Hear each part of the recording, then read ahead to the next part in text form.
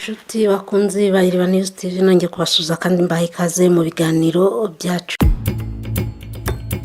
Uyu ni mwanya mbagezaho inkuru mba nabasomeye nibanda cyane ku nkuru ziba ziri kuvugwa cyane cyangwa se inkuru zishyushye muri ako kanya. Kuri uyu wa mbere tariki ya 4 z'ukwezi kwa gatatu, inkuru iri kuvugwa cyane by'umwihariko hano mu Rwanda ni inkuru y'ifungwa ry'uwari umuyobozi wa BTN TV. Urwego rw'igihugu rw'ubugenzacyaha RIB rwatangaje ko rwafunze uwari umuyobozi mukuru wa televiziyo ya BTN akaba n'umunyamigabane wayo Uwera Pacifique Ahmed akurikiranweho icyaha cyo gutanga sheke zitazigamiye. Uwera aregwa kuba yaragiye atanga sheke zitazigamiye ubwo yaguraga ibikoresho binyuranye birimo televiziyo. RIB igaragaza ko Uwera yatanze sheke zitazigamiye mu bihe bitandukanye muri Mata 2023 no muri Kanama 2023, zose zifite agaciro k'amafaranga arenga miliyoni 11 y'amanyarwanda. Uwera Pacifique Ahmed yafashwe nyuma y'uko atumijwe n'ubugenzacyaha inshuro nyinshi ariko ngo akanga kwitaba kugira ngo abazwe ku byaha akekwa. Umuvugizi wa RIB Dr Murangira Thierry yahamirije aya makuru, atangaza ko wafashwe afungiwe kuri sitasiyo ya RIB ya Kimihurura mu gihe dosiye ye igiye gutunganywa kugira ngo ishyikirizwe ubushinjacyaha mu gihe cyagenwe n'itegeko. Dr Murangira Thierry yabwiye ati arakekwaho gutanga sheke itazigamiye, ni icyaha gihanwa n'amategeko. Uwera Pacifique yatumijwe inshuro nyinshi n'ubugenzacyaha arinangira agumya kwisha ubugenzacyaha.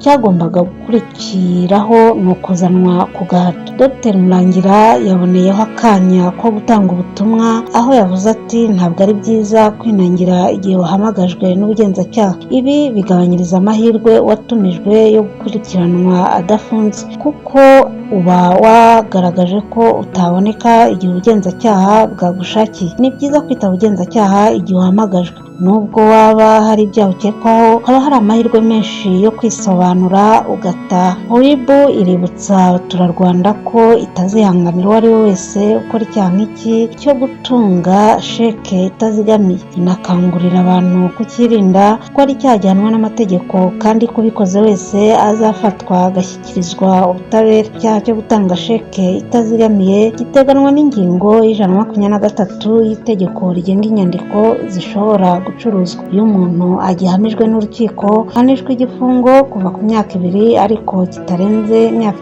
5 n'ihazabu y'amafaranga y'u Rwanda ikubye kuva ku nshuro 5 ariko zitarenze inshuro 10 z'agaciro k'amafaranga ari kuri iyo sheke.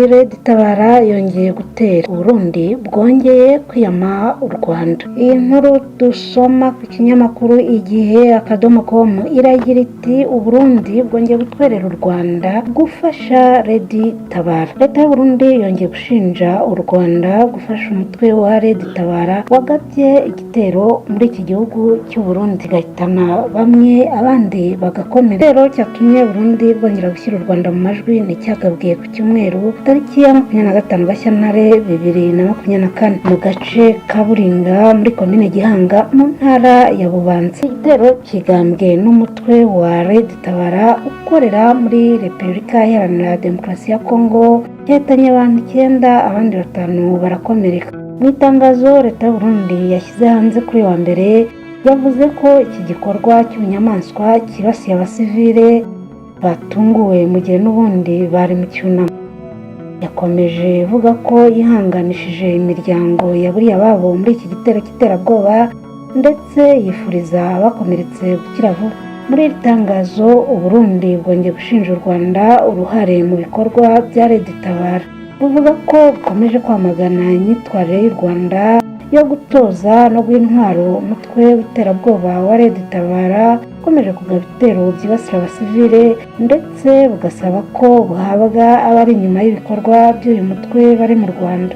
Uburundi bwaherukaga kumvikana bushinja u Rwanda gukorana na Red Tabara n'ikindi gitero uyu mutwe wari wagabye muri iki gihugu mu mpera za 2023. Ni ibirego u Rwanda rwamaganiye kure rugashimangira ko nta nyungu rufite mu guhungabanya umutekano w'u Burundi.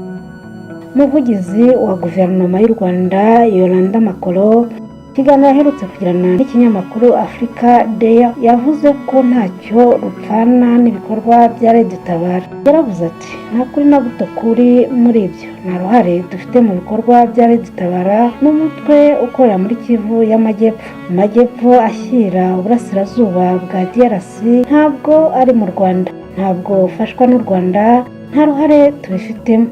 Abarundi bakwiriye guhangana n'iki kibazo ku giti cyabo na DRC aho kugerageza kuzana u Rwanda mu bintu bitatureba.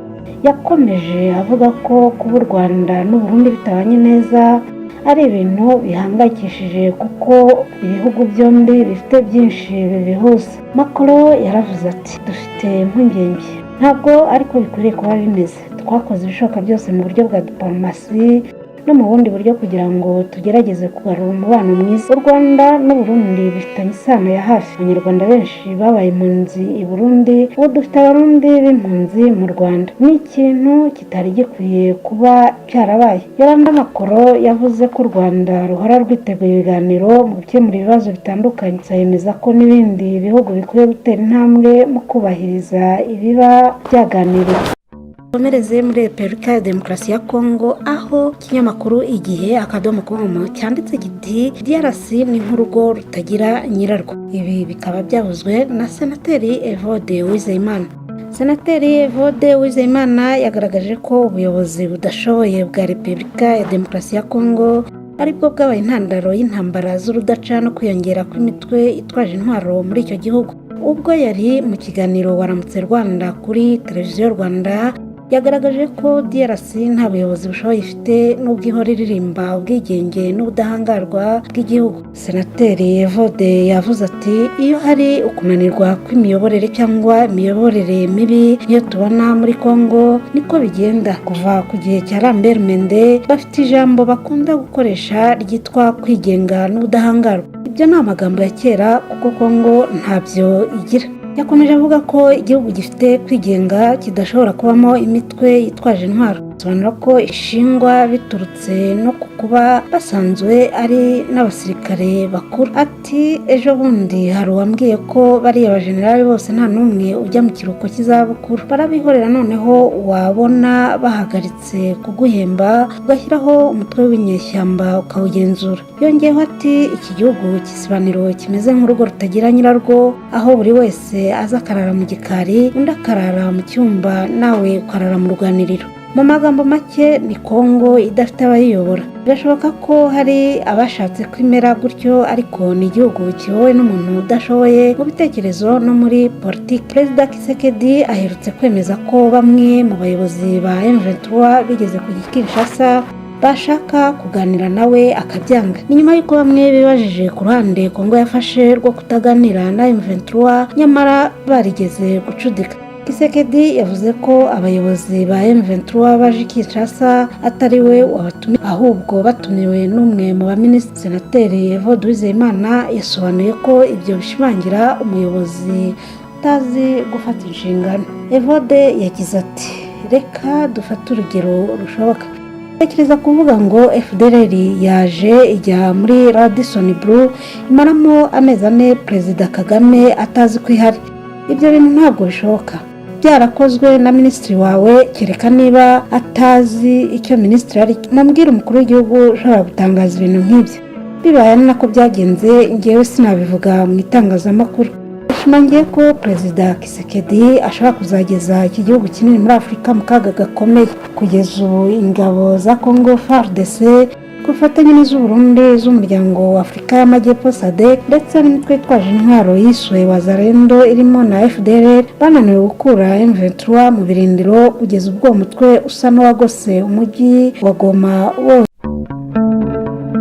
Itangazo ryashyizweho umukono n'umuvugizi wa FARDC, igisirikare cya Repubulika ya Demokarasi ya Kongo, Lieutenant Colonel Njiko Kayiko, rirahamagarira abasirikare bose kwitaba uyu munsi muri kamiteri ya Katindo kugira ngo bajye ku rugamba. Iri tangazo rivuga ko umusirikare utari buboneke uyu munsi ngo ajye ku rugamba azafatirwa ibihano bikomeye. Iri tangazo rivuga ko abasirikare bihaye kujya muri gahunda zabo ntibaboneke ngo bajye ku rugamba, basabwe kuzinduka kare kare bagahurira kuri stade bakurizwa imodoka zibajyana ku rugamba. Utari buboneke uyu munsi azahanwa bikomeye. Hagati aho kandi imirwano iri kubera hafi ya centre ya Sake, centre ya nyuma yegereye umujyi wa Goma. Reka dukomereze kuri iyi nkuru iri ku kinyamakuru Umuseke igira iti umushinga wa Kisekedi wo gutera u Rwanda ugeze he? Mu bihe byo kwiyamamariza manda ya kabiri, Perezida Felix Kisekedi yasezeranyije abanyekongo ko mu gihe umutwe wa M23 waba wigaruriye akandi gace ka kiriya gihugu azahita ashoza intambara ku Rwanda, ingabo ze zigashwanyaguza Kigali zibereye i Goma. Ni nyuma yaho byari bimaze kuba intero n'inyikirizo ko Kisekedi afashe ijambo abanza kwikoma mu Rwanda agaragaza ko ari rwo ntandaro y'intsinzwi y'imirwano ibera mu burasirazuba bwa Kongo. Nko ku itariki ya 28 Ukwakira 2023 ubwo yari Brazzaville yavuze ko azarangizanya n'abanyarwanda, hanyuma akubaka inkuta zitandukanya DRC n'u Rwanda. Icyo gihe yaravuze ati umunsi tuzashyira iherezo kuri aba bantu tugashyira iherezo kuri iyi myitwarire, njyewe nka perezida wa DRC ntabwo nzubaka ibiraro, ahubwo nzubaka inkuta kugira ngo ndindire umutekano abantu banjye. Ku itariki ya 5 Ukuboza 2023 yavugiye i Lubumbashi ko u Rwanda nirudahagarika gufasha M23 ngo ruzamubona. Yaravuze ati nabwiye umuyobozi wabo ko arekeraho ibyago yateje muri Kongo bihagije kandi ko nabikomeza azatubona. Ku itariki ya 8 Ukuboza 2023 Kisekedi yagezaho agereranya Perezida Paul Kagame w'u Rwanda na Adolf Hitler, umunyagitugu wayoboye Ubudage ndetse atangiza intambara ya kabiri y'isi. Uyu mugabo yaravuze ati ngiye kubwira Perezida w'u Rwanda Paul Kagame kubera ko yashatse kwitwara nka Adolf Hitler, afite gahunda yo kwagura igihugu, usezeranyije ko azarangira nka Adolf Hitler. Ubwo yiyamamarizaga i Goma tariki ya 10 Ukuboza 2023